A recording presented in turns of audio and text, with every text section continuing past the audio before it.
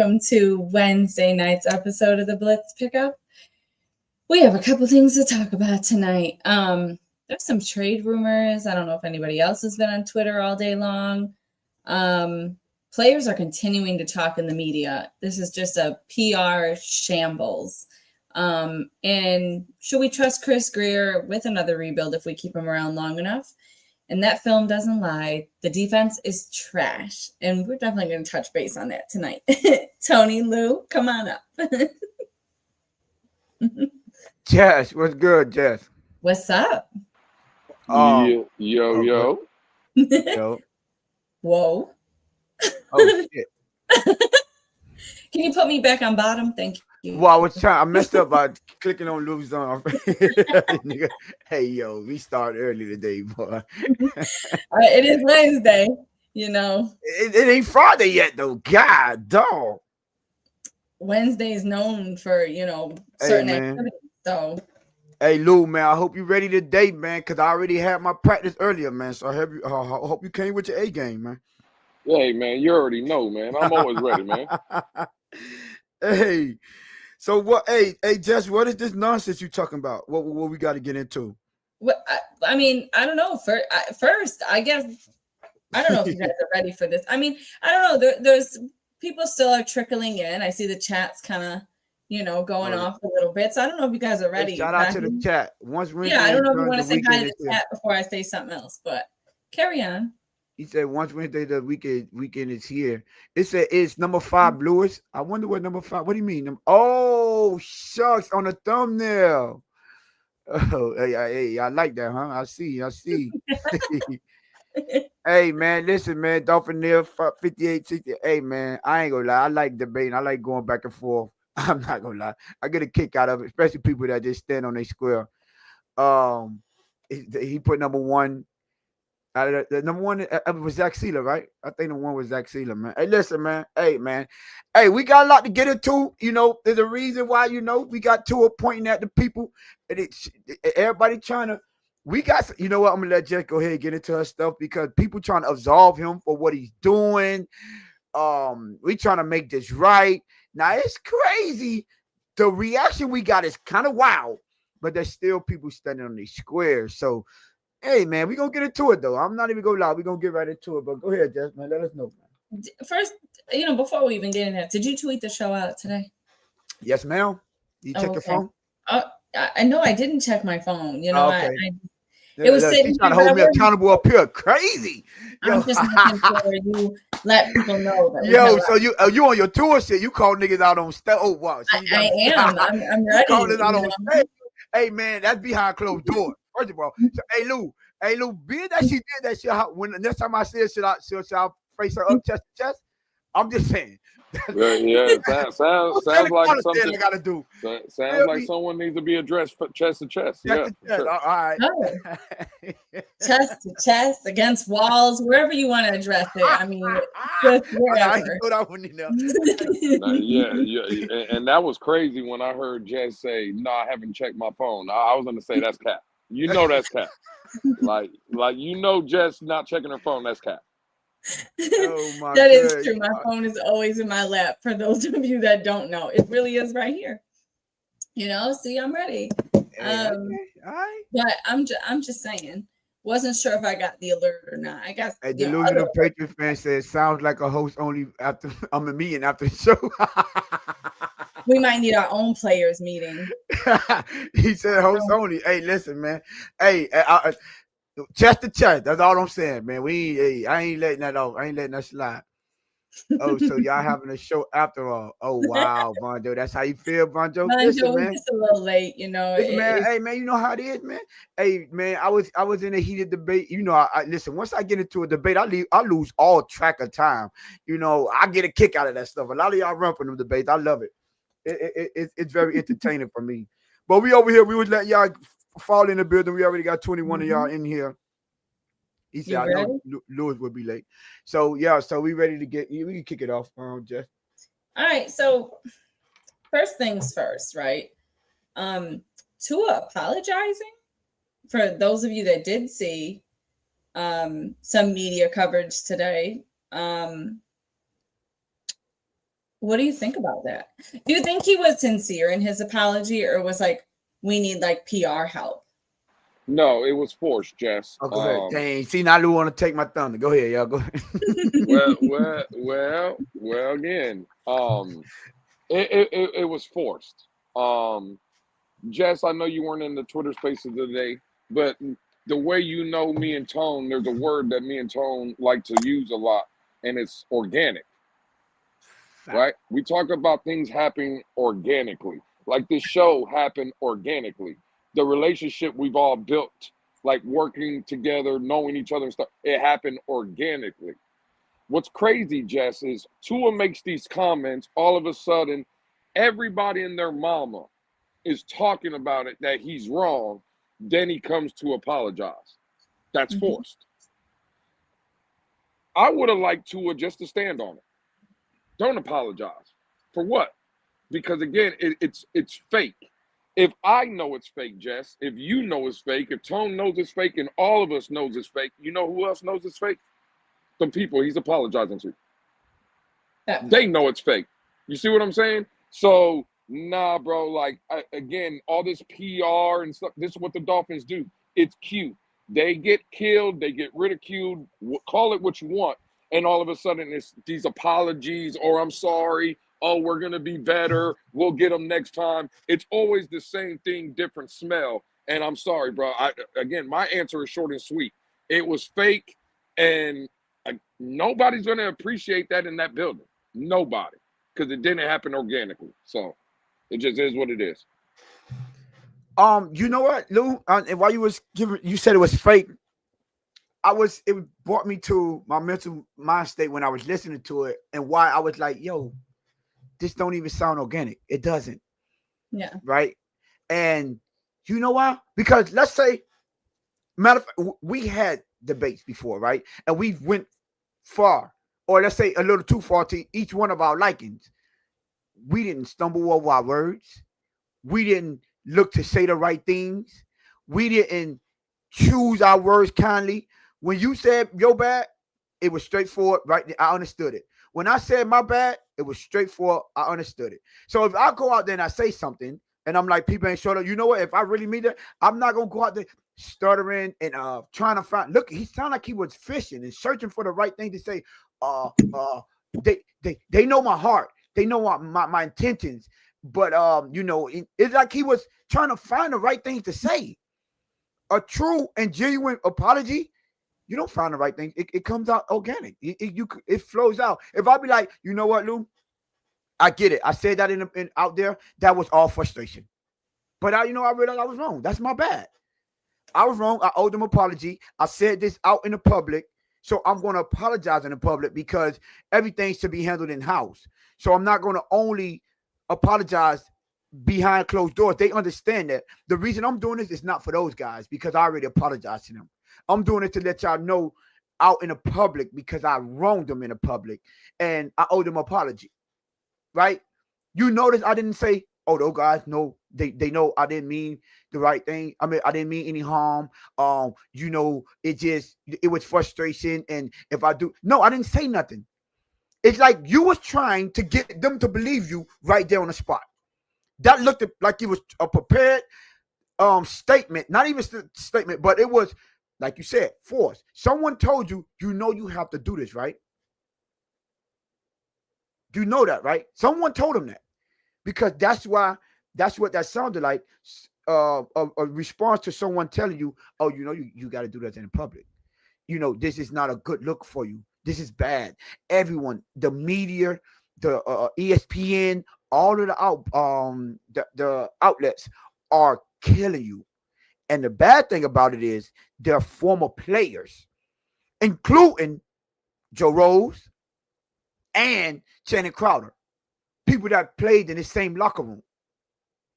People that been in those same trenches. People that understand the direction that we're trying to go.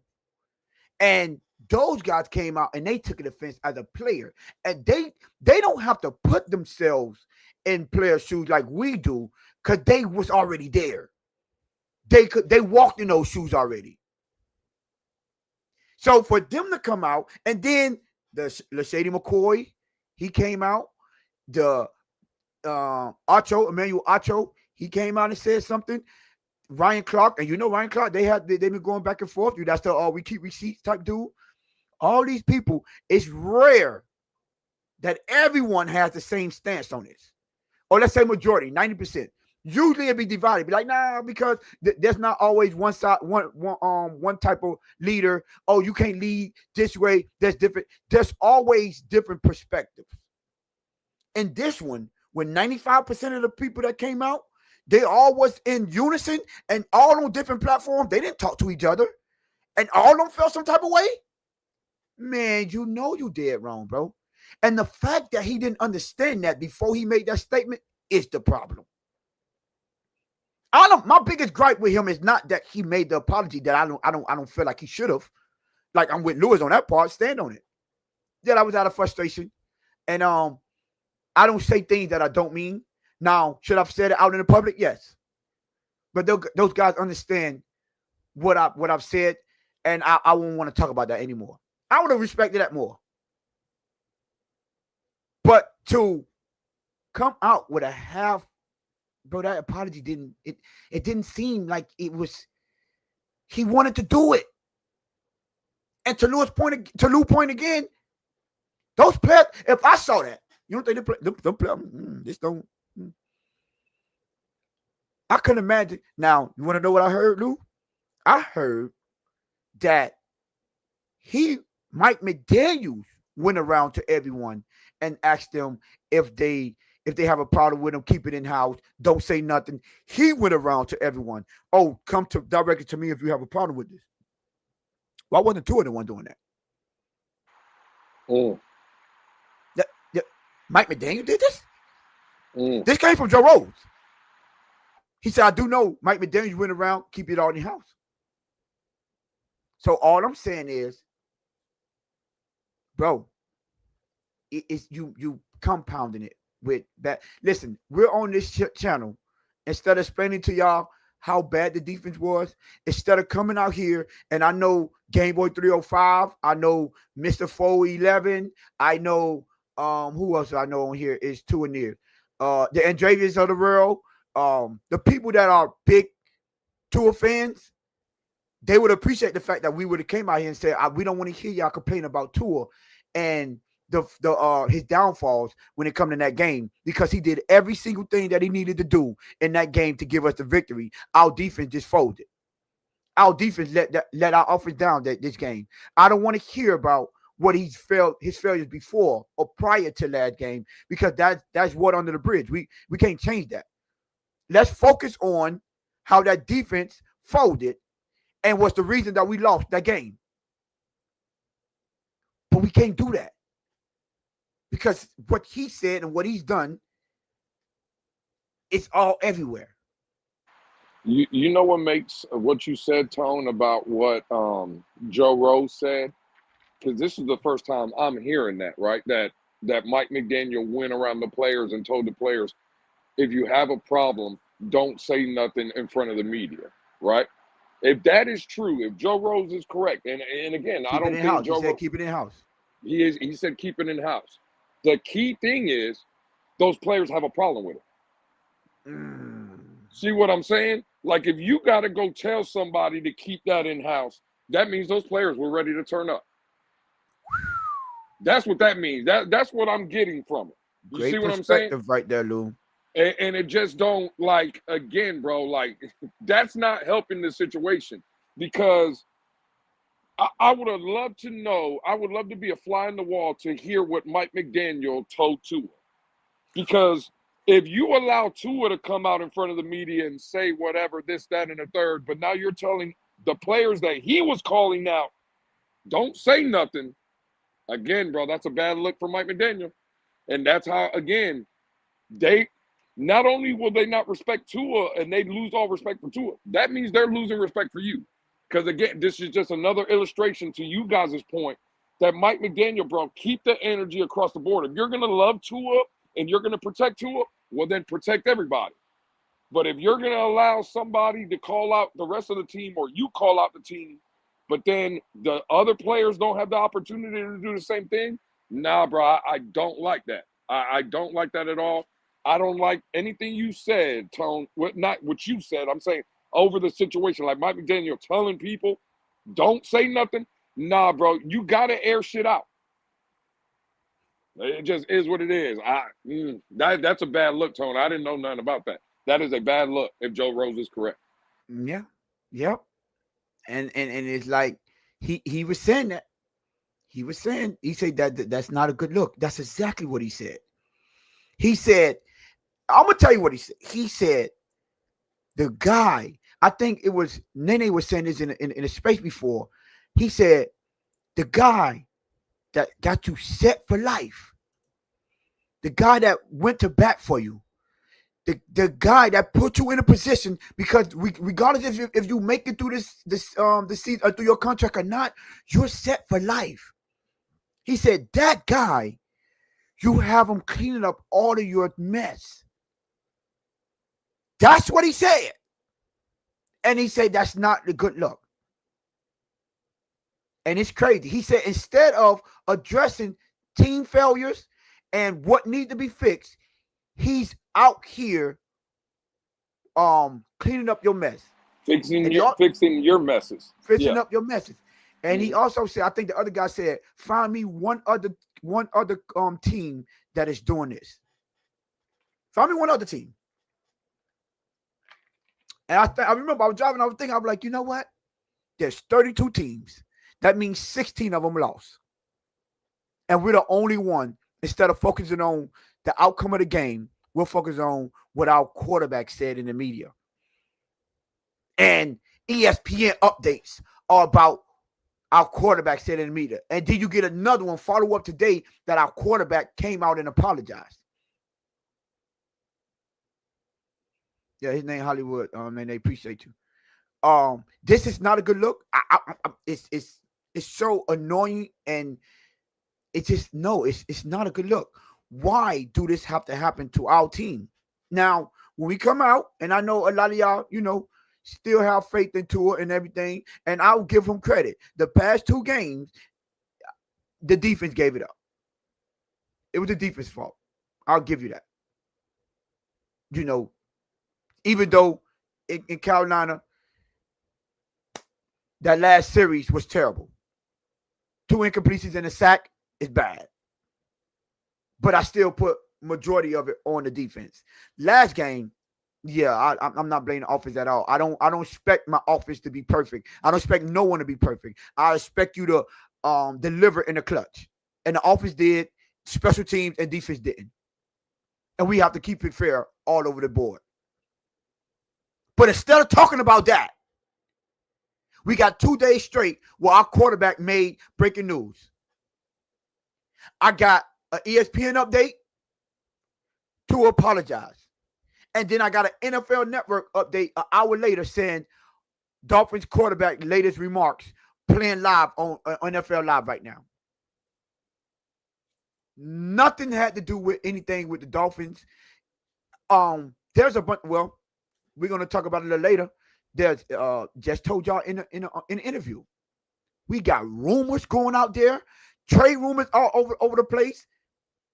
Ain't nobody focusing on that. That's how you got. That's a subtitle. The main event is Tua apologizes. Now we got breaking news about multiple players that either we shopping or teams have been acquired about. Ain't breaking news. Excuse me. That ain't make breaking news on ESPN. It didn't. So that's crazy. But yeah, just I don't like that he came out and apologized because it didn't seem natural or organic. And to me, it was a waste of time. It was. I think it made the situation worse. I think it made the team look worse. And I think it only confirmed what we all assumed in the first place. Man, this locker room is in turmoil. And maybe more people are turning on him, per se, than it being split. Now it looks like it's probably going to start being 70-25 or 80-20. When it could have been 60-40, I don't think it's ever 50-50. Could have been 60-40, maybe leaning towards him and Mike McDaniel, but now it's looking different. True Fin said, I'm tired of this, Tony. Just tired, bro. I agree with you, bro. I agree with it. Panel, what does the front office do now with Tua and Mike? Well, Nene, I think that's gonna be part of the last part of our show when we talk about the rebuild. Oh, another Tony. I say Tony V819. Apology felt forced, and he found a way to take a shot at. Oh, thank you for reminding me, Lou. We forgot about the apology. Even in his apology, he found someone else to blame with it. Oh, crazy. You know what the media do? That is crazy. How do you find a way to put? You don't do nothing and just keep it like that. You know that what the media did, and yeah, you know how when things get out in the media, you put that in the media, bro. Yeah, bro, he has no self-awareness of reading a room, understanding questions. Like, yeah, to your point, Tone. How can you say, well, you know what the media does, you know how the bro? You put it there. Like I just again, bro. Tua's just horrible in front of a microphone. He's a horrible leader of men.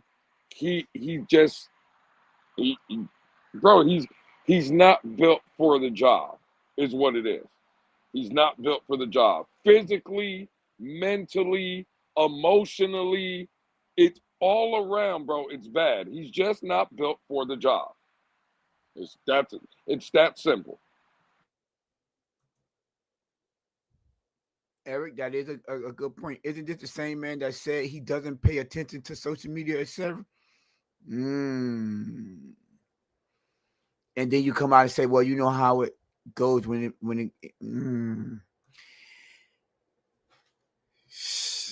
I don't know. Jess, did you hear it? I don't know if I know you was busy. Yeah, I was a little bit busy today, so I did not hear it, nor did I really want to hear it. So I just I'm not ready yet. Maybe tomorrow. All right, do you got anything else for it? Don't go back. Maybe tomorrow. Wait. This cannot be true. 38 in the room and only 5 likes. This is kind of crazy. Actually, I'm seeing 4, just now 5 likes because I just liked it. There was 4. Wow, likes. That's what y'all doing to the team right now? I even did my hair different today for y'all. And there's 38 of y'all in the room. If you tell 38 more people, we would have a lot more. This is what I'm saying. Like, when we're up here, start sharing these videos. Start telling people that we're live. Let's get this on and popping. Because, I said it yesterday. I'll keep saying it. Here, moving forward, I think it's time to start taking the gloves off. You ain't getting this content nowhere else but here. You ain't. Now, again, if you after 6 years, if you still want to keep going places for fluff and hopes and dreams, cool. But if you want the real, there's certain platforms to go to, and this is certainly one of them. So please do y'all's part, get those likes up, and share the video as well. Tell people about us. This must be Tony's chat tonight, Lou. This ain't my chat. Y'all see how she do y'all live? She just my chat runs up the likes. This must be your chat. Wow, y'all gonna let her get away with that? He just owned y'all like that. My chat knows how to run up the I'm not gonna lie, chat. Hey, listen, y'all gotta stand on business. Not acknowledge the y'all chat. Y'all gotta stand on business, man. Yo, hey, man, quick. I wonder what y'all gonna stand on the wall. No. I was gonna say, Jess, you know what I'm saying? I was thinking exactly what you said, but see, I know how to read a room, and I wasn't gonna put that out there publicly. You on your Twitter stuff. Yeah, no. I was gonna keep that. The real ones part of my chat said she ain't talking to me because I already liked. No, the way she's trying to divide the chat is wild, chat. I want y'all to put. She said part of my chat. So what about the other people? So you only got 5 people part of your chat. I only got 5 people right now. I'm just saying. So you said 33 others. They must have been like you running it. Jess is on her Tua Tagovailoa shit right now, boy. I ain't see, gonna boy. lie to you. I'm about to edit the thumbnail and put her next to Tua right now. God, dog, that was crazy. Hey, listen, I'm gonna put me, Lewis, and I'm gonna put chat on another one. They're gonna put the whole chat. Put 33 of y'all on there. And she pointing at all three of all 35 of us. I'm not gonna lie. The next thumbnail we're gonna start. It's gonna be a video behind it. It's gonna be Jess doing this right here. Him, her, him, bodies.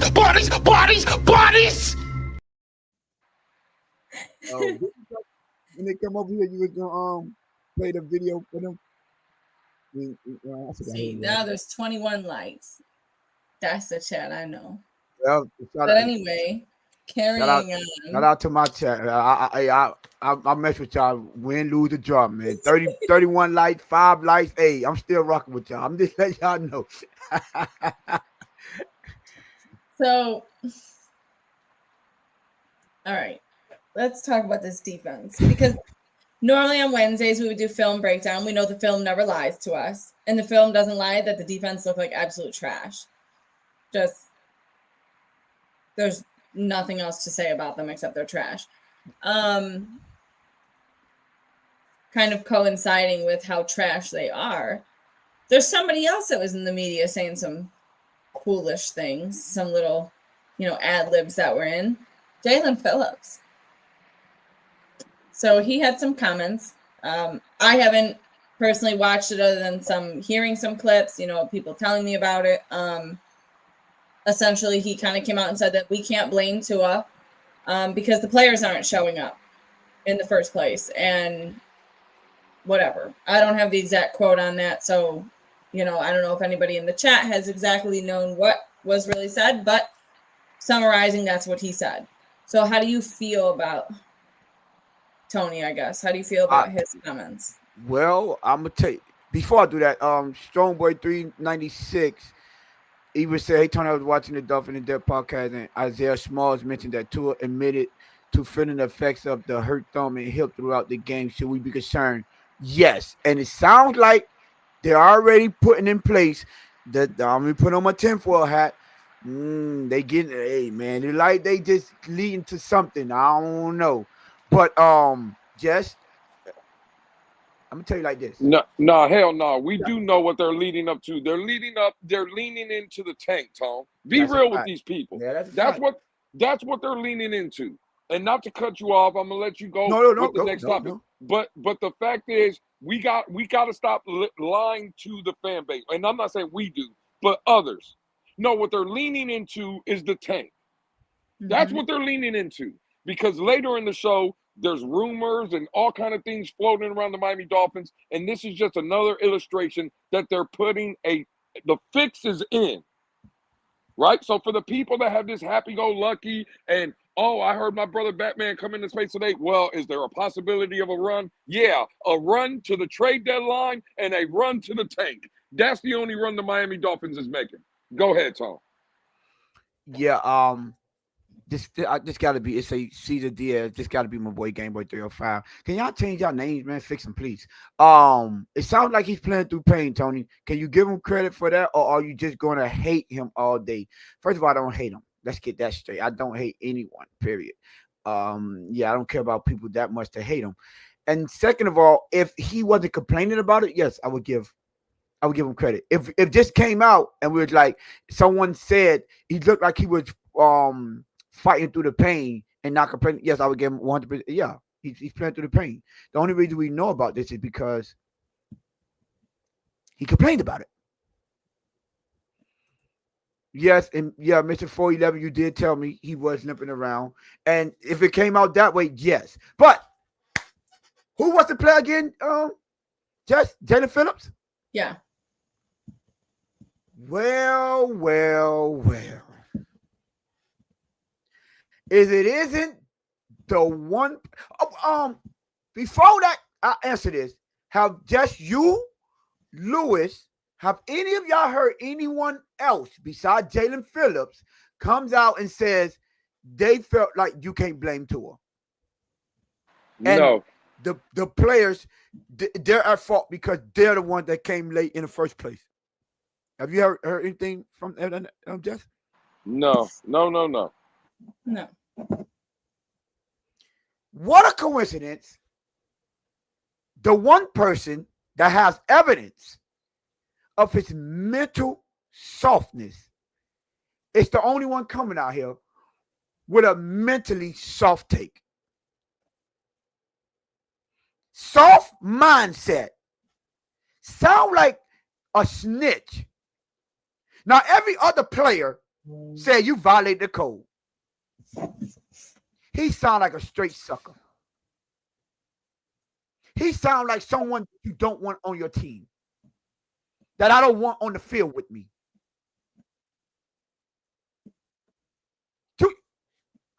Do you not understand? You talk about not reading a room. Bro, I told y'all earlier, if I was I would have walked on the field with a mirror and said, get a head start of doubting yourself and thinking you're worthless because you're going to lose these reps today. Because you already have the wrong mindset. Y'all remember that tweet that he did? And I know a certain channel that talked about it and they made him delete it. That's all I'm saying. And after all of the backlash to a guy, from former players, from GMs, from Mike McDaniel said he was wrong. Tua apologized, admitting that he was wrong, albeit forced or not. And you come out with a statement like that. And you know what? I didn't like the person that put that out there. Was it Joe Shad? It was Joe Shad. Jalen Phillips offer a different perspective. No, it ain't. Jalen Phillips showed how soft he is. Jalen Phillips shows why he can't finish a sack or a tackle in the backfield, even though he's built like Tarzan. Because he's mentally weak.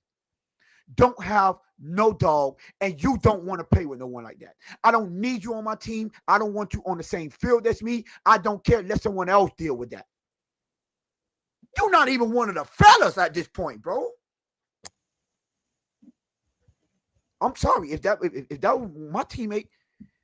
I'm looking at you worse than Tua. Like, bro, you condoning this, and then you're gonna double down after you know we have a problem with this. Stop it, please. Get these people out of the locker room. Get them out of here. I've never tweeted at the Dolphins ever. When I saw his name in those rumor reports, I tweeted the Dolphins and said, please seal this deal. Because he can't. With his sacks, he can't seal the deal. With tackles for loss, he can't seal the deal. Hell, tackling period, he can't seal the deal. Yes, Tony D41. Built like Tarzan, played like Jane. And I'm not going to take the credit for that. That's my co-host right here, Hands and Feet Lou, came up with that slogan.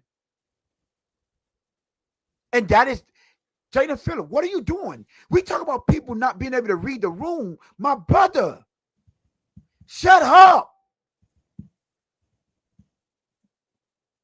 Like, after all of this, why don't these players just be quiet? You've seen the backlash that everyone was getting. And you thought that you didn't think that was something that you should. Before Tua apologized, after hearing Tua's statement, they asked a rookie, Patrick Paul. I'm a second-year player, Patrick Paul. Patrick Paul said, I don't want to talk about that. That's things like that should stay in-house. That's what he said. And they said he refused to answer the question or get into anything when asked about that, which means to me, I'm looking at it, they tried to rephrase it to get him to say something. He refused to. Not falling in the rat trap. Not going down that rabbit hole. And you got a fifth-year player. And that's what you say? Dude had more IG poetry captions than Shaq. That's a fact. No, that's a fact. And you know you know, thinking about it now, Tone, and like I told you, when you brought up earlier on the episode, Joe Rose said he heard that Mike McDaniel was going up to those players and telling players don't put it out publicly in the media.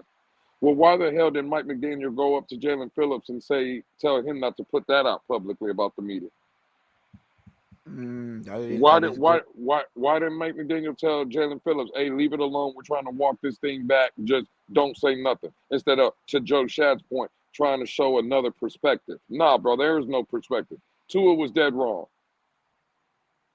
And you know they were dead wrong. You know he was dead wrong because, again, to your point, he apologized. They told him to apologize. And then Jalen Phillips comes right behind after to throw more gas on the fire. No, Tua was right. Oh, it needed stop. No, it wasn't.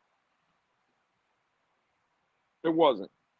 But I'm not surprised, bro. Again, Tone, you can have this whole conversation about Jalen Phillips because I am done. I've been 2 years now talking about Jalen Phillips and his hold on, wait. Yeah, look, Mr. Park. Mr. Oh, wait, absolutely.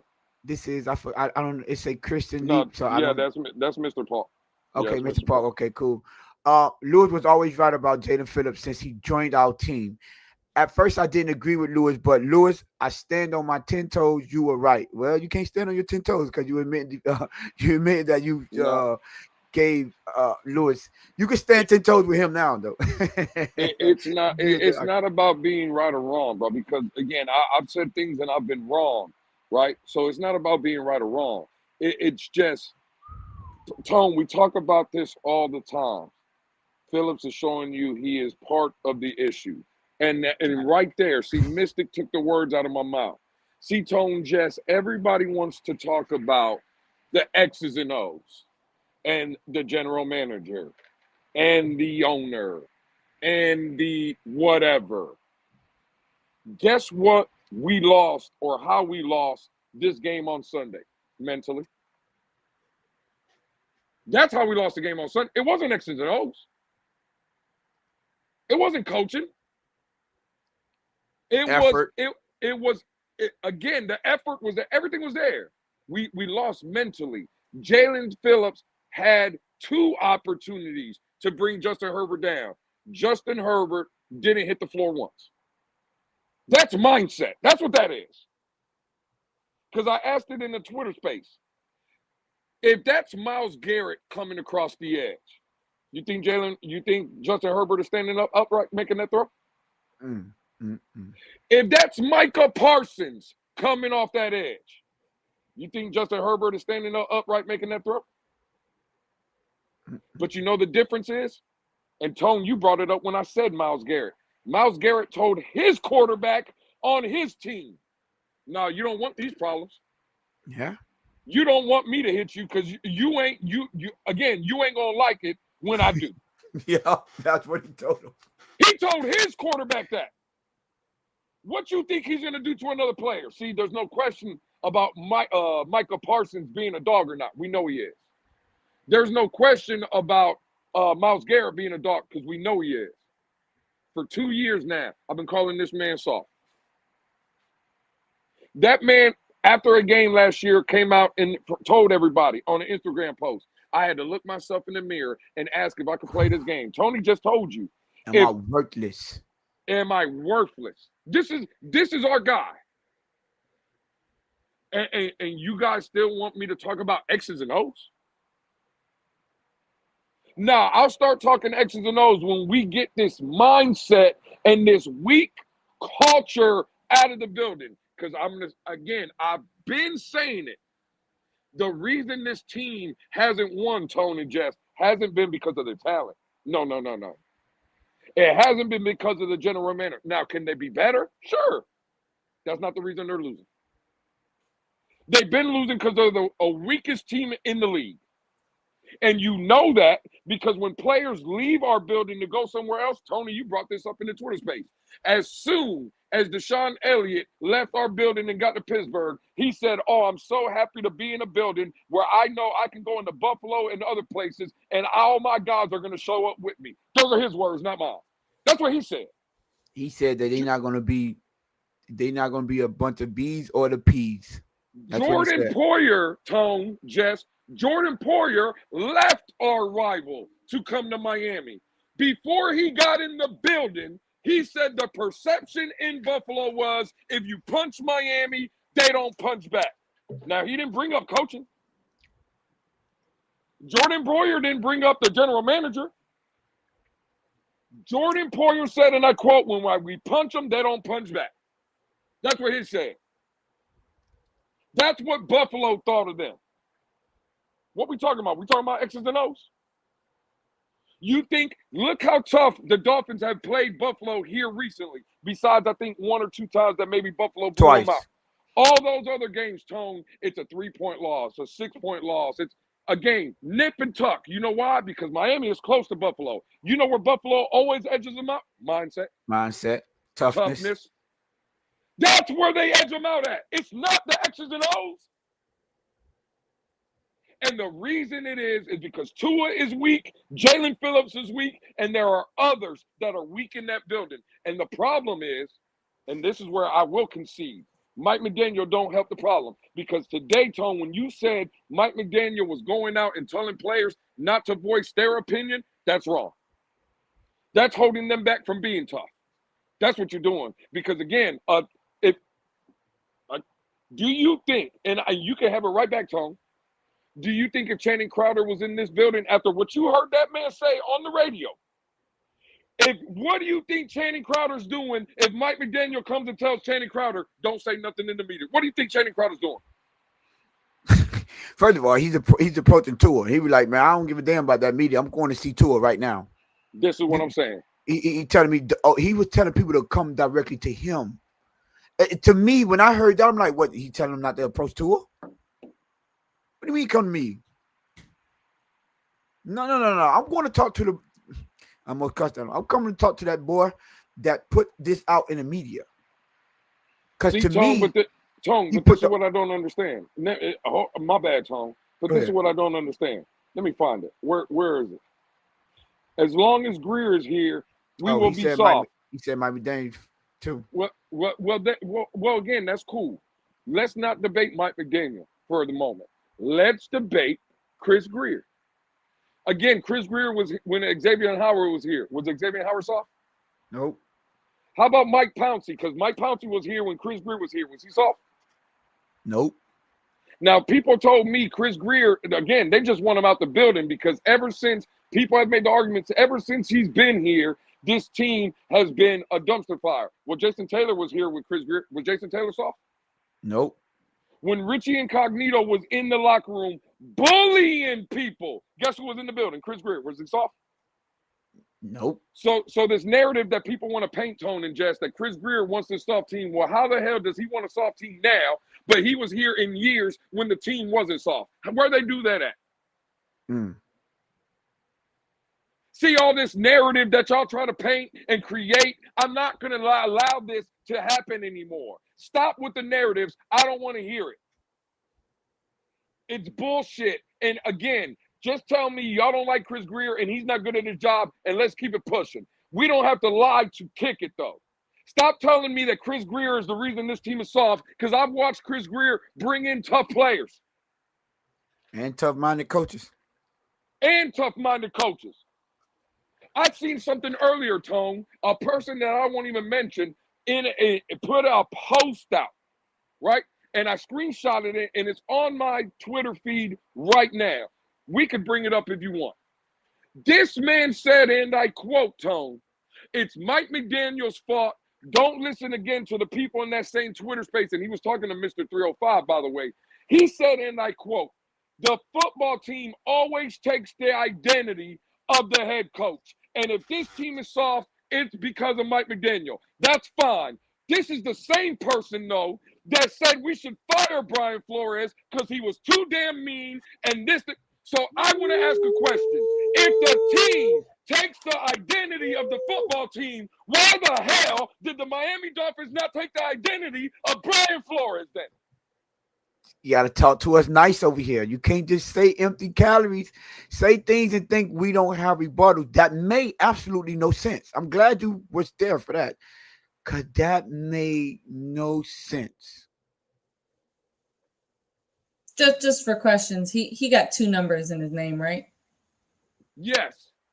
Now it's crazy to me. So Mike McDaniel created this off culture. Okay, cool. I ain't got no issues. I tell y'all all the time, I'm ready to play on y'all's level. Then why did Tua push back against Brian Flores if they take the identity of the coach? Why did Jalen Phillips come out and say, I had to go to therapy because Brian Flores was too mean to me? Why did that happen? Why did Austin Jackson come out and say, oh, you can't talk to people like this and we don't respect? Why? I thought the coach creates the culture, and I think according to all these experts, the team takes the identity of the coach. So why didn't they? Again, I'm asking for a friend. See what these people want, Tone and Jess. They want it their way. They want the narrative to be what they want it to be. And right here on this channel, we ain't allowing it no more. We ain't doing it. Like Tony said, you want to rebut, you want to put out those narratives, you want to say dumb shit, guess what? We'll debate you. But don't get in your feelings when it don't work out the way you think it's going to work out. Now, again, I'm still waiting for Mr. 305 and whoever else to debate me on if the team takes on the identity of the coach, why are we sitting with a soft-minded coach? I'll tell you why. Because when Brian Flores was here, I guarantee you Mr. 305 and the other clown we're talking about wanted him out of the building. Because he was too mean. And he was too fiery.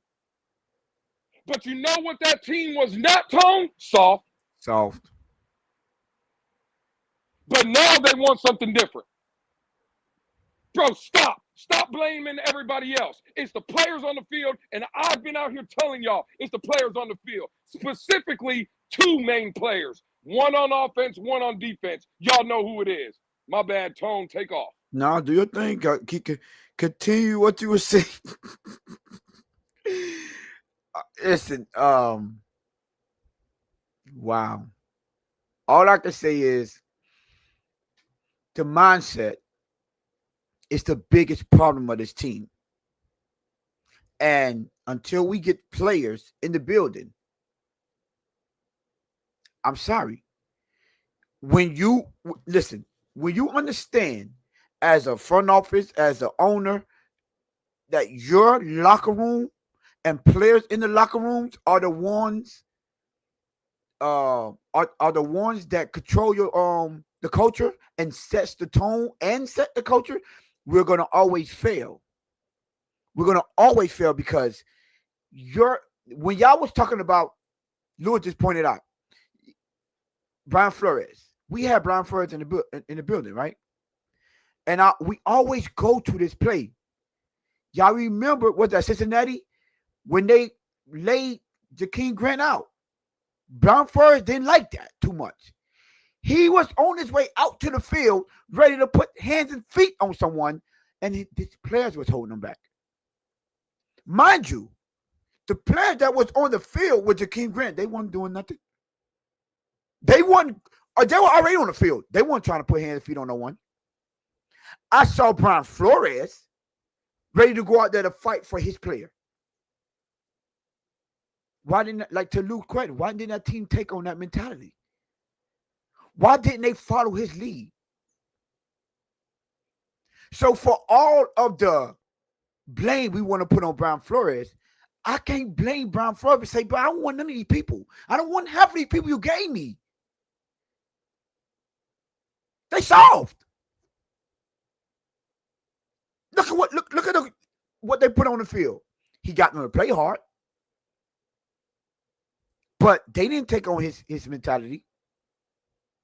They didn't take on his character. They didn't. They play hard, tough, no football because they know he wasn't accepting anything less. That's why that team played like that. Because Lewis just pointed out, those same players that was playing tough and playing hard, they was complaining about it. They were complaining. Now, I know a dude that played for the Baltimore Ravens that we always bring up. And the reason that we bring this up is because it's a video out here that confirms this story. He told his coaches Football is supposed to be hard. Football is supposed to be tough. Football is supposed to hurt. That's what he told his coach.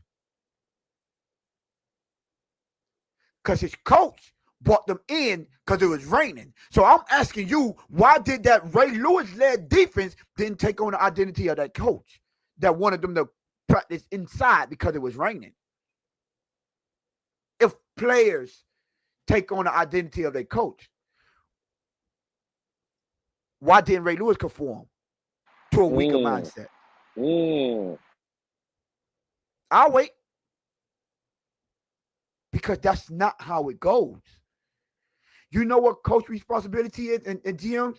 To understand, I need those guys in this locker room for this to run and this to pan out. If I want a team that's going to go out there and one thing that they aren't going to say are we soft, then I need dogs in this locker room. I need people that hold other players accountable. I need people that make it uncomfortable to be in this locker room if you know you're not giving your 100. If you know you're not doing what you're supposed to do. Because I remember that same dude that say, if I was in that locker room, which is Channing Crowder, he said, and I'll quote, when I messed up, I wasn't worried about our coach. I was more worried about what Zach Thomas was going to say to me. I was more worried about what Tim Boyd was going to say to me. I mean, not Tim Boyd, Jason Taylor was going to say to me. I was more worried about those guys, the Sam Madisons of the world. That's what he said. He said, Coach, we could deal with that because that's his job. But when you got to look that man, Junior Seau as well. He played 1 year with Junior Seau. He said, when you got to look that man in his eyes that he's on that battlefield with you and explain to him why you ain't giving your all, why you not doing your job, why you ain't holding up your end of the bargain, he said, now that's something you don't want to face. That's players setting the locker room. Players setting the culture. That's a player said that. Man, coaches say that. That's what they do. But when your teammates come to you, that means a whole lot different. I'm telling you right now. Go ahead. No, and even Tone, even if they want to say that the coaches do create the culture, the players still have to be accepting of it. They have to uphold that culture. And this is the perfect illustration, Tone. In our own division, we watched a 20-year dynasty. And let's say Belichick did create that culture. Let's play the game with them, Tone. Let's say the coach did that. You know who the coach was harder on than anybody in that locker room? Tom Brady. Tom Brady. And you know what Tom Brady did? He accepted that tough coaching. He took on the mindset of that coach. And you know what Tom Brady ended up being? The greatest of all time. Now, when our quarterback was under Brian Flores and he was getting that same toughness and getting coached hard, you know what our quarterback did? You can't talk to that way. You can't talk to people like that, and went up to that office and said, it's either him or me. And people want to know why Tua can't live up to all the potential they think he has. You see how it works? Mindset. It's different mindset. The only thing different between Tua and Brady is mindset. That's the only thing. H said Tom Brady already had that mindset. He didn't adopt it from Bill. Facts. Oh, but when he coached Tom Brady hard, Tom Brady he accepted it though. Yes. That's the point. Brady was an ultimate leader. Brady was a competitor. But when he was coached hard, there was no whining about it. Right. When he was told he was playing like dog shit in meetings in front of the team, this, that, and the third, he accepted that criticism. And he put his head down, he went to work, and it made him the greatest of all time. When our quarterback got told, you're playing like dog shit, don't mess this up, whatever, he went and cried, you can't talk to people like that, and got that man fired. I don't know how hard it is for people to understand that. That's a mindset. That your coach, Bill Belichick couldn't make Tom Brady deal with what he was doing. Tom Brady had that mindset. And one thing about Bill Belichick, he didn't have to change and figure it out. this is how I coach. And he understood what he needed to get the best out of them people. But you want to know what else, Lou? When we talk about, because you said the coach have to, let's say, I want this type of team. Yes. But let's not forget, Asante Samuel said that. Said this. Darrell Reeves said this. Julian Edelman said this. Who else came out and did a public interview? It was a running back. Was it Corey Dillon? I don't know. Well, one of the running backs came out, and all of them in there, you know what they said? Oh, Darrell Reeves said it too. They said, Bill Belichick was tough. Hard, tough nose. The Patriots way is a real thing. He said, but the only reason we dealt with that was because of Tom Brady. That's what they said. The only reason they were dealing with what he wanted them to deal with, because we had Tom Brady, the leader of the team. We knew he was going to get the job done. We know as long as we do what we got to do, we're going to go through that. And Tom Brady was just as tough on them as Bill Belichick. And then 1,000%. Bill Belichick was tough. Oh, Wes Welker. Thank you. Bill Belichick. Go ahead. And Tone, to your point, we know that story is true because as soon as Tom Brady left, that Patriot way that everybody said, the organization and the coach and all that stuff, the owner never changed. With the Tampa Bay. The coach didn't change. So did. As soon as Tom Brady left, the culture was gone. Why is that?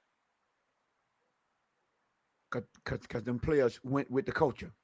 Oh, okay. All right. Cool. But the organization, the front office, and the coach create the culture. They create the mindset. Man, stop. School is in session tonight, goddammit. And we are killing y'all in here. Listen. That Patriot way didn't work for Mac Jones too long, huh? I'm trying to figure out why that Patriot way didn't work for Mac Jones. Because he couldn't demand what Tom Brady could. Them players looked around that locker room and said, ain't no Tom Brady here. You think I'm for to deal with all that you got me going through? Because I'm going through that grind because I know 12 is going to make it worth it at the end of the season. And this is why we put so much emphasis on our quarterback and him being a leader, him have a strong mindset. This is why. I point this out too. You know, in the offseason, when every team, media team does they little videos and showing people coming back to training camp, they did one in Cincinnati. And all of them was asked, what if Joe Burrow wasn't a football player, what would he be? You know what kind of answers they got? Successful. He's going to be successful in everything he do. One person said a leader because he know how to lead.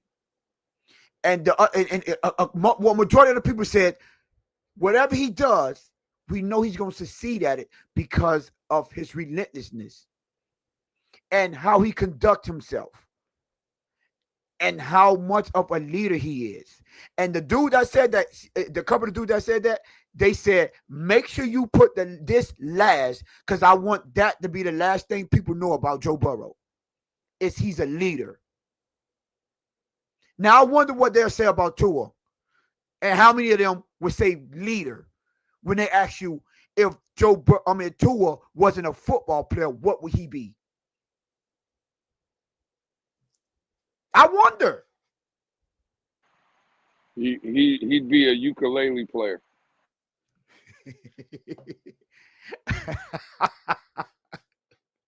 I'm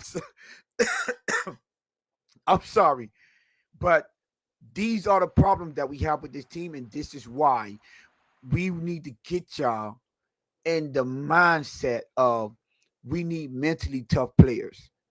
There should be no person, man. Micah Parsons, Micah Fitzpatrick said this himself. If you need someone to push you, then you're in the wrong profession. I'm sorry. But hey, y'all got it.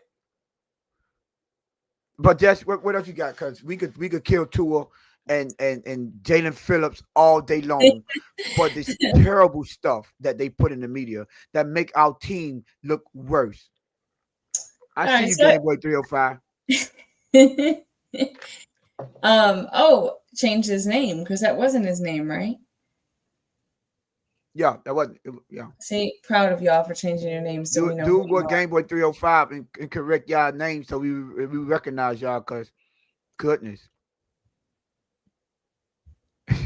Eric say Tua would be the potato chip eating guy with the clicker. Oh shit! I forgot to buy a clicker. I'm buying a clicker. I forgot all about that. A clicker and a tank helmet. That's going to be my next Amazon purchase. Oh wow, he did say that. Look what Nene said. Crowder said today, Tua is trying to be leader. I guess a leader. He is not, and the locker room sees this and doesn't respect him. The same thing I said. Absolutely. And the reason that is because it's organic. It's fake. They know it's not real. How many times have you heard me tell people I could lie, Tony could lie, Jess could lie. We can all create narratives. You know what narratives you cannot create? You know who you cannot lie to? The people in that locker room. Because those people in that locker room know talent. And that people in the locker room know leaders. Because they see it week in, week out. You think the Dolphin players only talk to Dolphin players? Or do you think Dolphin players have friends or teammates from college or other teams? The league talks. That same guy Tony was just talking about, Joe Burrow, the league knows Joe Burrow's a leader. Yeah. Yep. And the league knows Tua is not. That's the fact. But I'm sorry, Jess, Tone's right. Let's get into the next topic. Hold on. I want to say one. I want to address this one. Oh, shit, my bad.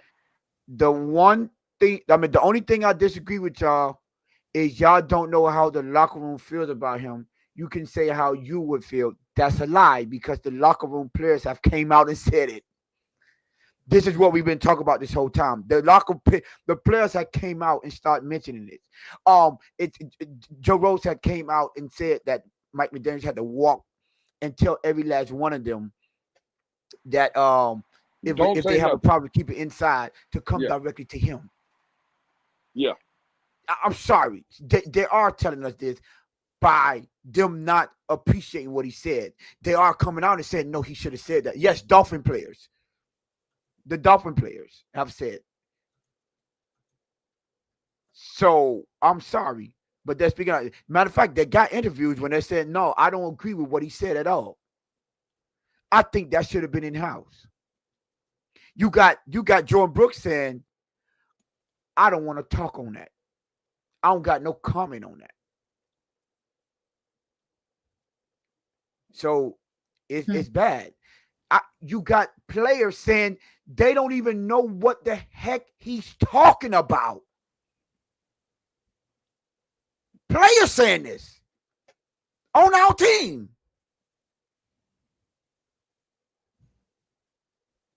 On our team saying, I don't even know what the heck he's talking about. KP says players been coming out since 2020. Y'all remember the anonymous source who said wasting his career here? And then H follows that up with don't trust any anonymous source. Don't trust any anonymous source. Right. So again, let's stop the anonymous source. Xavier Howard said that. Xavier Howard, yep. Xavier Howard said he was wasting his career here. As soon as we drafted Tua and he got him in the building and he seen how Tua was moving. What was the former player that played for that came out and said that the 3 days or the 3 minutes that he was on his team, Tua was late and the players don't respect that? Yeah, that was the day Tua initially made the comment, or the day after, the morning after. There are players coming out saying it. Didn't Teron Armstead say that? Kind of allude to that team is not like how when I was there, and it's bad. The one that said all the right things about this team, he came out and said, he was doing that show with him and Robert Hunt. Now, he didn't want to say it directly, but you know what he was talking about. Nah, and I hate when we do this. In Game Boy, usually I'm on your side, bro. Like, again, it's nothing personal. Majority. Now he said a few players ain't the majority, All right. and that is a fact. Now, Game Boy, I just want you to ask yourself a question though. So when a couple players spoke up about Brian Flores, was that the majority? Because it was only a couple that brought up Brian Flores. The rest of them loved him. So would you say when we're talking about the Brian Flores situation, just a few players was the majority? You see what I'm saying? Like, nah, bro, we got to stop. We got to stop. All right. Yeah.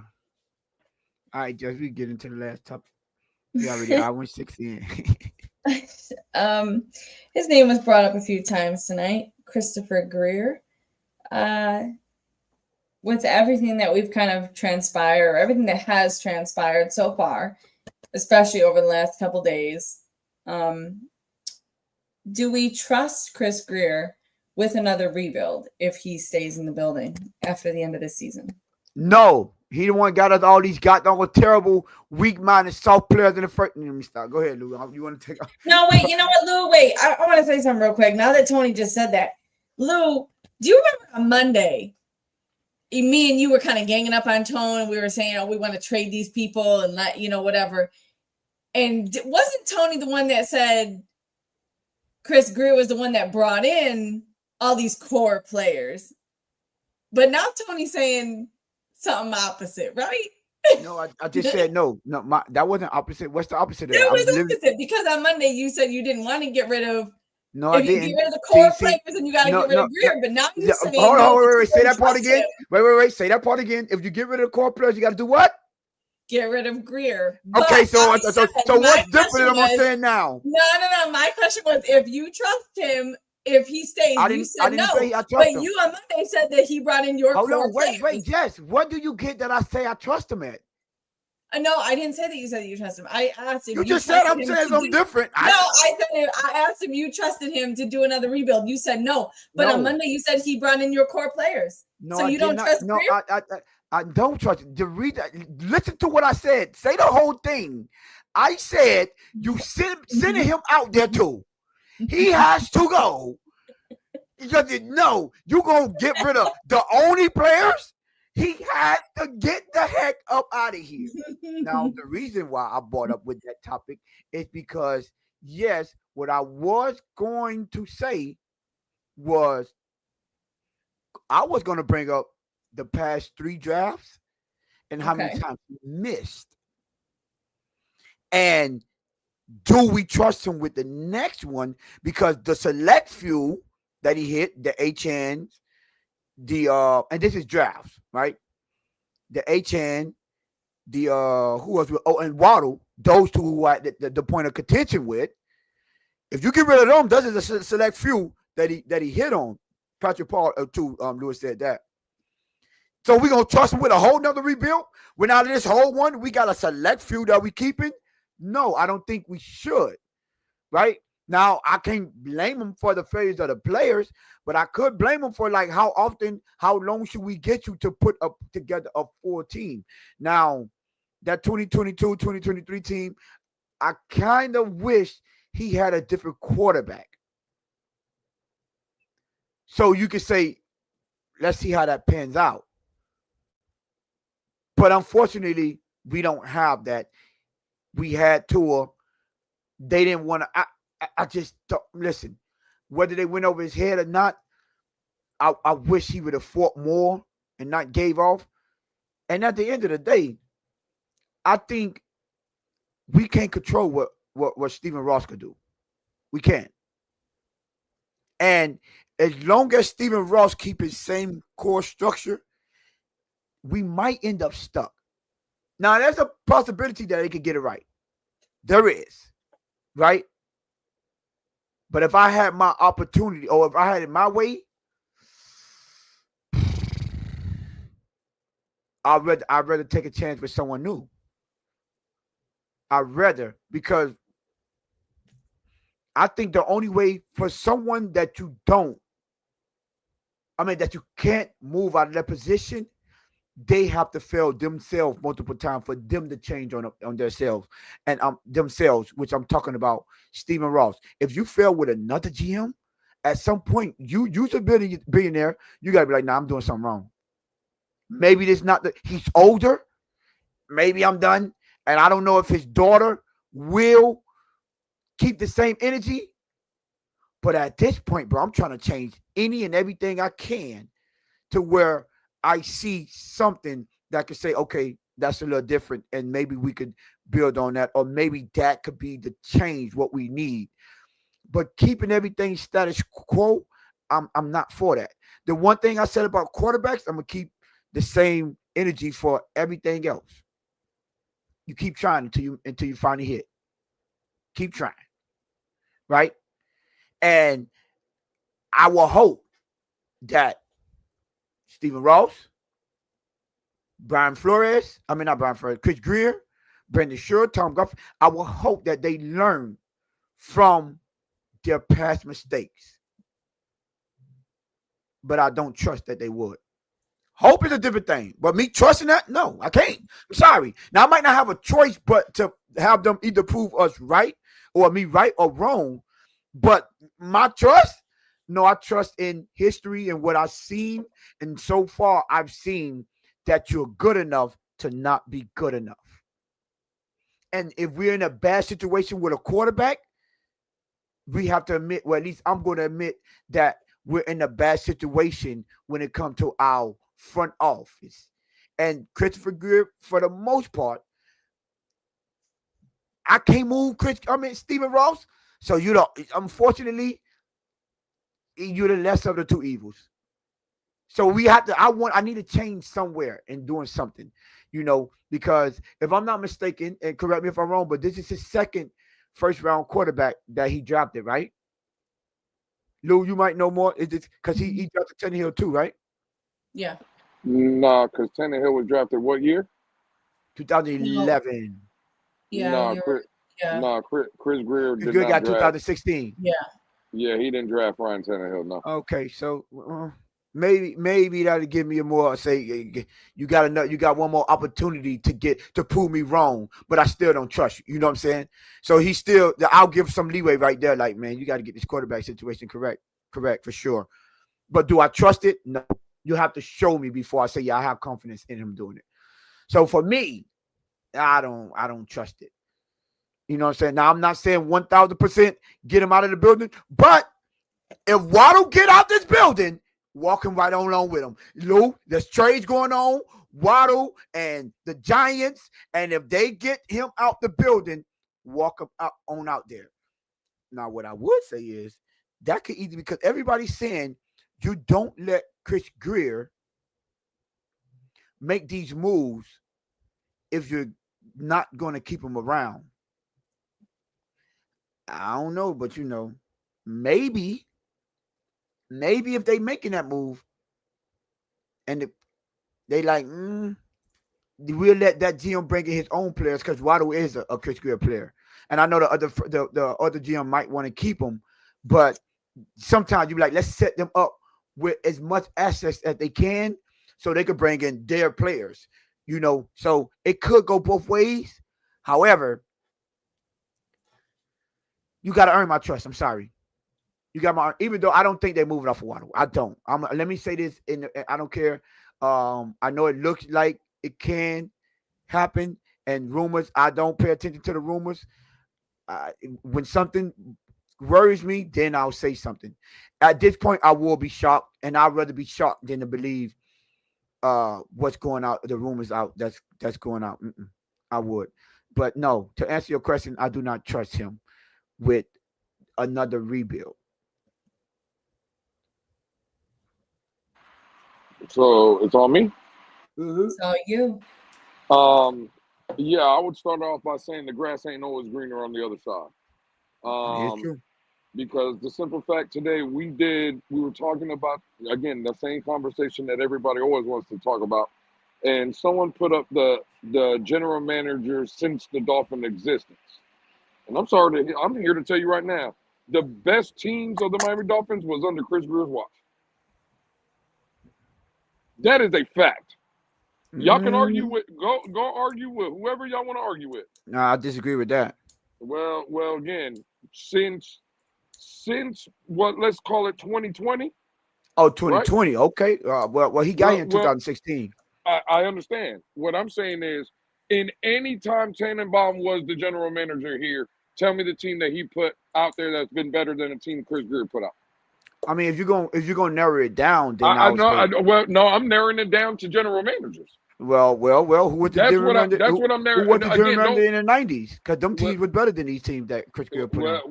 Well, again, I just want to point out, right? If we're talking about what they were in the 90s, and Tone, me and you brought it up when we looked at the debate with the Dan Marino debate. Remember? How many losing records did we have?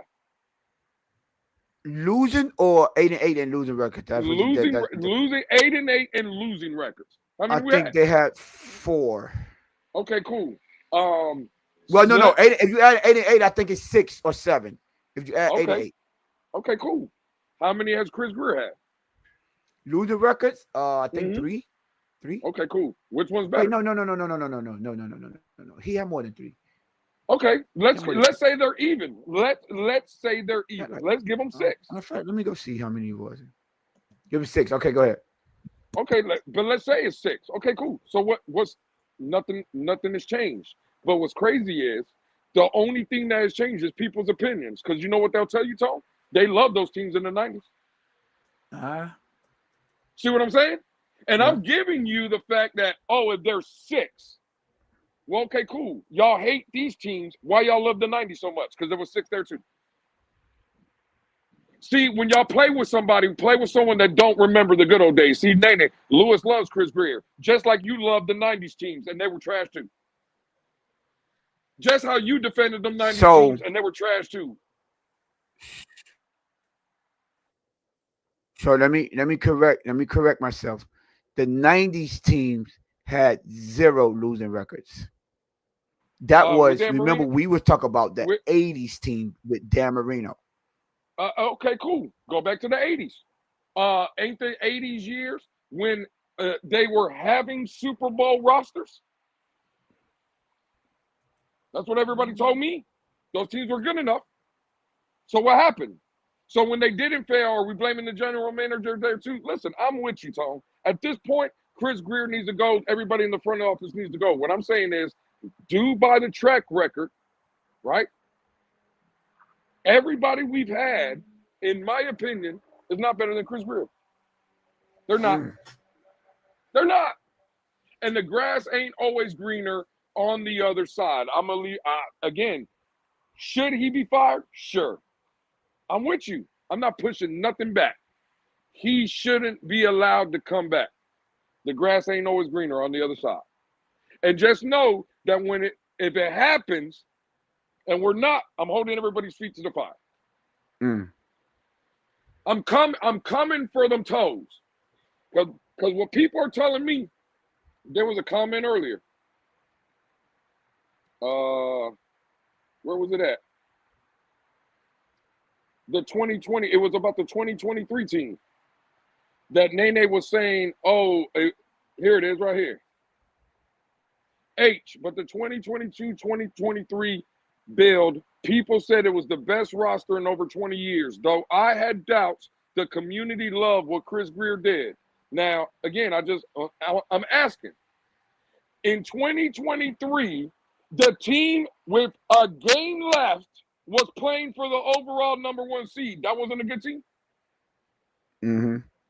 In the last 20 years, Tone, when was the last time the Dolphins, with 1 game to go, was playing for the number 1 overall seed in the AFC? In the last 20 years. And 2 games to go? None. 0. So this statement right here by Nene would be factually incorrect.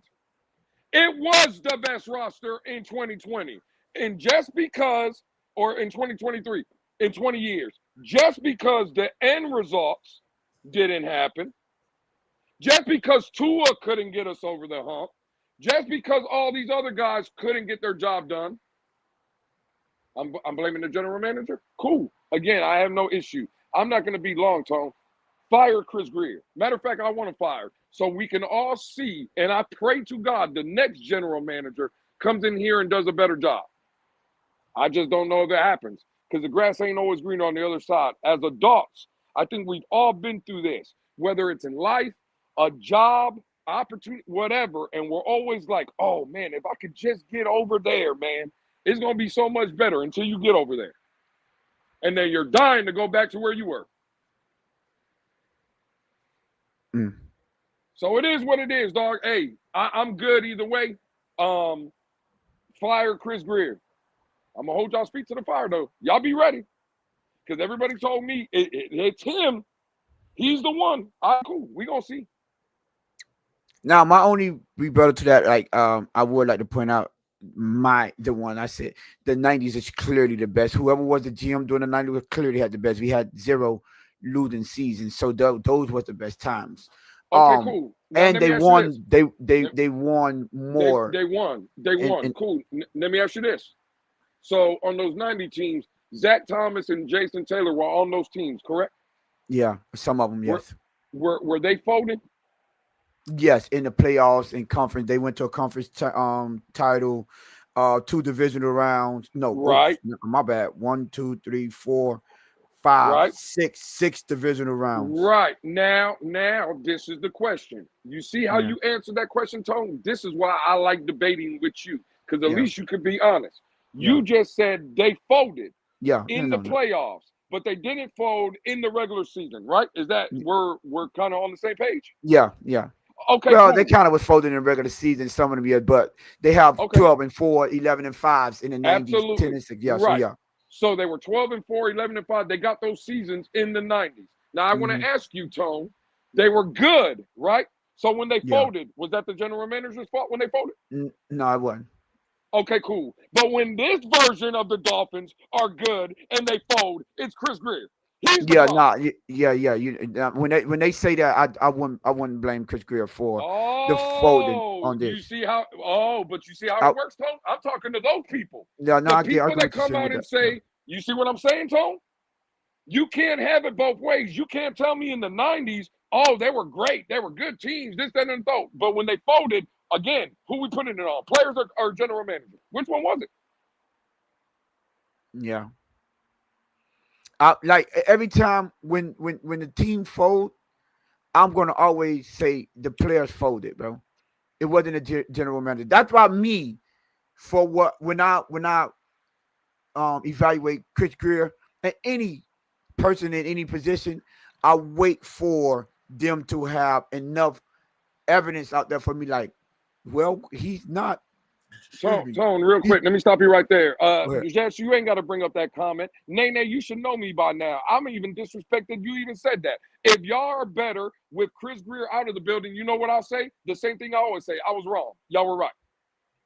Bring that comment. Y'all letting Lou off the hook. What comment? What? But again, she's talking about the comment where she said. Oh, I got it here. Yeah, Louis, you bring up one side of this scenario. Right. If we do better after Chris, that then what? Oh. I'm going to do what I always do. If I'm wrong, I'm wrong. That's what I'm going to do. I don't understand what that comment meant of you're letting Lewis off the hook. No one lets Lewis off the hook of shit. I always say it. If I'm right, I'm right. Toot. And if I'm wrong, I come out and say I'm wrong. Ain't getting let on nothing. What I'm saying is I think people that have the opinion that the Dolphins in 2021, 2022, 2023, and 2024 were not good football teams. I don't blame general managers and front offices for losing football games. That's what y'all do. So when we do fire all these people y'all talking about, and it's still a dumpster fire, then I want to see in that scenario how many people are going to come out and say they were wrong as 2 left shoes. See, the reason I picked the 90s because y'all know I'm more of a defensive type of dude. So, and you remember my favorite two, like I know this new era D tackles and things like that, like Tim Bowens and Daryl Gardner. Yes, sir. Give me those two run stuffers. I remember when Tim Bowens walked in, and when they gave the rumors out about the teams in the 90s, that's when Denver had that chop blocking going on, and it don't matter. They had a dude named Anderson. They had a dude named Gray. They had a dude named Ruben Drones. All of those people, they went over 1,200 yards, or they had 1,000 yards rushers, no matter who they put back there because of their blocking scheme. But one team they couldn't run that scheme on was the Miami Dolphins. And when they came out and say, y'all want to know why they couldn't run? They couldn't run on rush because Bowens walked in there and he would have on his overall with no shirt under it, and he said, "Not this week, not this week. That's not flying this week." That's you want to know how I know people are in their feelings? What happened? Go ahead. Tone, when was the last time the Dolphins won the division? 2008. 2006 or 2008. 2006. What they would tell you that was a good team, correct? Yeah. Because they won the division and they won. No, that was the last season that they won a playoff game. Even No. We won the last season. We won a playoff game was in 2000. 2004. Yeah, 2000. No, 2000. With Lamar Smith. Right. Yeah. What I'm saying is they'll tell you those teams were good, right? All right, Yeah. cool. Look at this comment right here from Brad Boss right here. Man, ain't nobody trying to hear that. Roster trash. They got lucky one year, and ever since that December 2023, they had a losing record. That is absolutely factual. Factual. Now, when the last time they won the division, remember with Tony Sperano and the Wildcat. Remember that year? Everybody will tell you that's a good team. Was that luck? And that was only one year. What was that lucky? Was it 1 year of pure luck? But they'll tell you that was a good team. You see how people are just in their feelings? You see how people will just tell you things just to talk? Because they write things thinking they're cooking. Now, I can't come out and say a team with one game left in a division or in a conference with Joe Burrow, Lamar Jackson, Josh Allen, and all those guys. You mean to tell me that team wasn't good? Bro, stop. You sound like a damn idiot. I'm going to bring up one comment. I usually, and Mr. 411, let me explain something to you. This is why when you say coaching matter, we can't take you serious. 2008, great example why coaching matter. The Wildcat did that, not the players. Who runs the Wildcat? Coaches or players?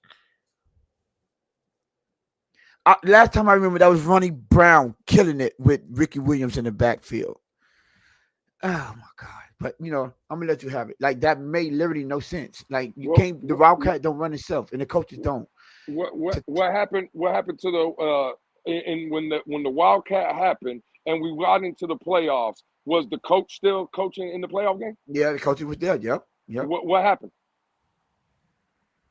So when the players didn't execute on the field on that Sunday, Baltimore whenever it was Ravens in the wasn't playoffs, having it. When the Ravens weren't having it, what could the coach have done to make that team better?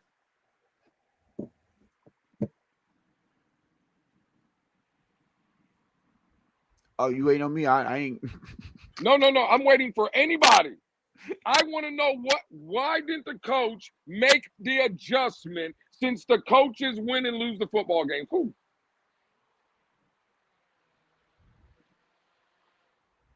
Hey, man, at the end of the day, there's no excuse for that because the players, if they don't go out and execute, anything that coaches do, it doesn't work. See, the problem is y'all try to, and specifically ones that try to take away the importance of players' execution. We know, that it takes both coaching and players. But let me explain something to you. You have more evidence, more examples of players making coaches look good than you have a coach making players look good. And that is the difference. Because when the coach play doesn't work, you have quarterbacks that overcome. You have players that break tackles, that make a play look good. You got players that overcome bad blocking, players that overcome anything on the field. They overcome that because the players have to execute. Coaches can draw up great plays, scheme designs, but if you don't have players to execute it, it just don't work. Hey, Tone, would you consider and again, this is the argument I had the other day when Mr. Again, y'all call him 401. I'm not gonna disrespect him. He says his name is 305. I'm gonna call him 305. Well, no, But yeah, this is he disrespected 305 for not being from here. So yeah, that's disrespecting us. Nah, he 411, okay. my boy. Okay, 411. Mr. 411, I was having a debate with him the other day, Tone. And again, this is gonna be one of my final thoughts on the show. So if coaching, front office, all that stuff matters, right? According to everybody, they're the end all be all of why football teams win and lose games. Cool. I believe John Harbaugh in Baltimore is a good coach. He's on that sideline. He is walking them sidelines. I've seen him out there every game in this season. The owner hasn't changed in Baltimore, from my knowledge. That same general manager is in place. He was there last year. He was there 2 years ago. The Baltimore Ravens are 1-5. Now, to your point, Tone, guess who ain't there? Quarterback Lamar Jackson, Guess and who a else? lot of couple, and it's a couple players too. Now I ain't gonna lie, the defense, The Roquan defense. Smith. There's players that are injured. Now, if the front office, ownership, and coaching really matters in winning and losing games, I want to ask, and this is for everybody in keep the the ball rolling, baby. why are the Ravens sitting at 1-5 this season? Because you need players So that can it's safe. execute. So it's safe for me to say, Tone, that in that 2023 season, it would be okay for me to have the opinion if AVG didn't go down with a season-ending injury, if Bradley Chubb, if Jalen Phillips, if Raheem Mostert, if Javon Holland, if all those guys were healthy, just 100%, it would be safe to say that team would have probably been a little bit better than what it was. Is that safe to say? Yeah. People don't want to hear that, though, because what people want is the front office, general managers, and everybody else winning and losing games. Again, I just want to know the Ravens are 1-5. Why are they? Because them playmakers not on the field. Okay, cool. I'm done here. Yeah. He said we had a mid-team, Lou. Great coaching game plan against it. See, the problem is we didn't have a mid-team. We had a mid-quarterback. So if you want to tell a story about the Wildcat, the reason the Wildcat was what the reason why the Wildcat were even brought up in even conversations because they wanted their best players on the field, i.e. Ricky Williams and Ronnie Brown. So the scheme came because they wanted to get the best players. Because that coach understood, I got some great plays to draw up. But my best two players are the running back. Let me put the ball in their hands. I want to see what they could create. Now, when we ran that Wildcat, Lewis, did the defense know we was gonna run the ball with Ronnie Brown? He was either gonna run the ball himself or give it to Ricky Williams. They absolutely knew it was coming. No, but why didn't they stop it that year? Because the players were executing it to a T. Okay. They even went. Y'all remember they tried to do it with Pat White. Y'all remember that's the reason they drafted Pat White. The boy got on the field and got his bell rung one time, and that was the end of the doggone Wildcat. They was trying to get players to run a scheme, and if you don't have the right players, coaching and scheme doesn't matter. That's what I'm saying. And Tone, I said, right, that I wasn't gonna say nothing else on this topic. Now for sure, MJ is the GOAT until the triangle he couldn't win. That's a lie. MJ was going to playoffs before the triangle. What are you talking? It's ridiculous. People the are triangle was best to put the ball in your player's best. So what you're doing, the problem is you keep on eliminating the player aspect. But I'm done with him because he's not going to get it. So go ahead, Lou. No. He's not going to get it. Again, for all the people that believe, right, that this roster hasn't been constructed right, right? For all those people, cool. If Lamar Jackson was our quarterback, whatever year y'all want, we got playoff wins? Yes, of course. You think Lamar Jackson's being able to win with Devon A-Chain in the backfield, Jalen Waddle, and Tyreek Hill, you think he's able to win? Yes, sir. I don't know how. It's a bad roster. Do you think Josh Allen, with A-Chain, Waddle, and Tyreek Hill on the offensive side of the ball, with a top 10 defense in 2023, with a 3-game lead with 5 games to go, do you think Josh Allen is winning with that football team that was created by Chris Grier? Of course. But how, Tone? Because all I heard was that team wasn't put together right. So how are those guys winning?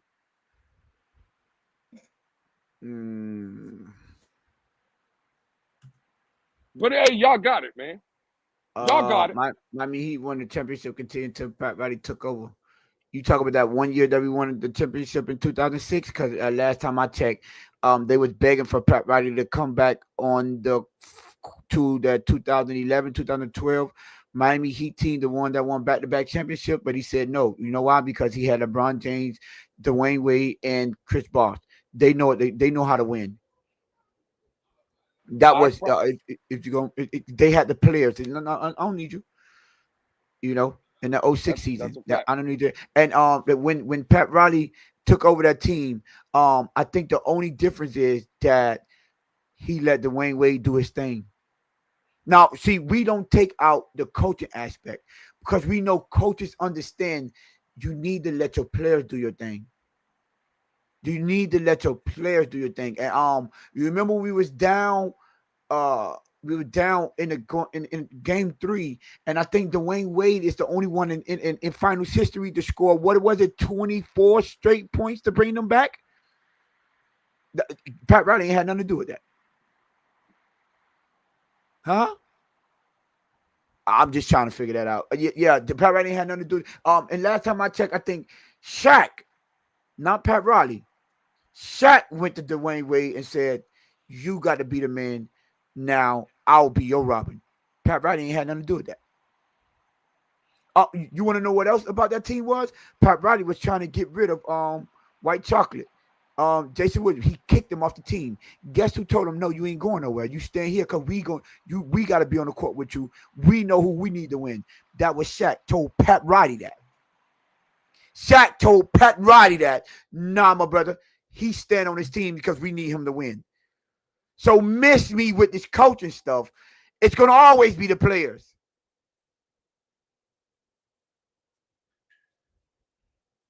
But, you know. I bet you if Joe Burrow was on this football team, y'all wouldn't be saying y'all want Chris Grier fired. You know what? That is true. I bet you if any one of those top elite guys were the quarterback of this football team, y'all wouldn't be saying that this team wasn't constructed right.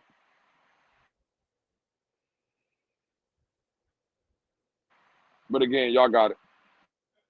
Yep. See, now coaching matter. Coaching do matter, because you want to know the difference between Steve Kerr and what's my boy name? Mark. What's his name? Who was the coach for the Golden State? Mark Jackson. Mark Jackson. I think Mark Jackson was a great coach. Steve Kerr did one thing that Mark Jackson didn't do. He took David Lee out of the starting position, out of the starting line, and put it Draymond Green. That changed the trajectory of that whole team. Steph Curry was there. Klay Thompson was there. He just took David Lee out and said, "Let me get more of a defense. I got the shooters. I need more of a defensive minded." So yes, coach take the main thing that a coach plays, the role that a coach plays is understanding what players to use. But he understands that the players have to get it done. Because my plays and my scheme doesn't work if I don't have the right players to execute it. So stop taking out the player aspect and always saying coaching matter. That is going to always be foolish. But listen, our team is in complete turmoil. We'll see if Chris Grier survives this. I think he will. But he hasn't earned my trust yet. Now I would be more than happy to come up here and say, hey, that's what I was talking about, Chris Grier. Way to prove me wrong. Way to do your thing. But until then, yeah, he hasn't earned my trust when it comes to rebuilding his team. And as we can tell, we need this team rebuilt. We need it rebuilt. I'm sorry. But Jess, Lou, y'all got anything before we get out of here? Yeah, the Brad Boss and the Nene. The love I have for Chris Grier is because I know the inner workings of what goes on, and respectfully, y'all just don't. Oh, So dang. again, hey, listen, the revolver don't jam, and I Shots told fired. even as much Nene is my sister for life. I don't mean that with no disrespect. I'm just, again, when I came out and said I'm tired of the narratives being spewed, that's for everybody. And I'm just tired of the narratives. And for 2 years now, the lover of Chris Grier, the Grier near, has been telling the others why he's not getting fired. And sometimes people are just so hard-headed, they'll never listen. Mm-hmm. So it is what it is. All right, man. Jess, anything? Nothing from me. All right, then, Lou, you know what to do, man. Get us up out of here. Oh, wait. It's still 39 of y'all in the building. Listen, if y'all haven't subscribed, man, hit that subscribe button. Shout out to Eric. I saw you share the content. My boy, I got the notification, so appreciate you. When Lewis said y'all share the content, Eric did oblige, and he shared our content. And everyone that's in here, make sure y'all hit that subscribe button, share our content, hit that like button, push this into the algorithm, help the team grow. Road to 700. Let's get it. All right, now, Lou, go ahead, man. Get us up out of here, my brother. Hey, man, we'll see y'all Friday, man. This has been the Wednesday episode of the Blitz Pickup. Appreciate everybody coming through. And anything I say up here, it's all out of love. Y'all know that. Y'all should know that. Sometimes it gets disrespectful, though. Again, for Tone, for Jess, for myself, the producer in the back, you already know what it is. It's the TBP. We'll see y'all Friday, man. The revolver goes to Aloysius Grier III, running back 2026. Bang, bang, bang, bang. I still don't trust him, y'all.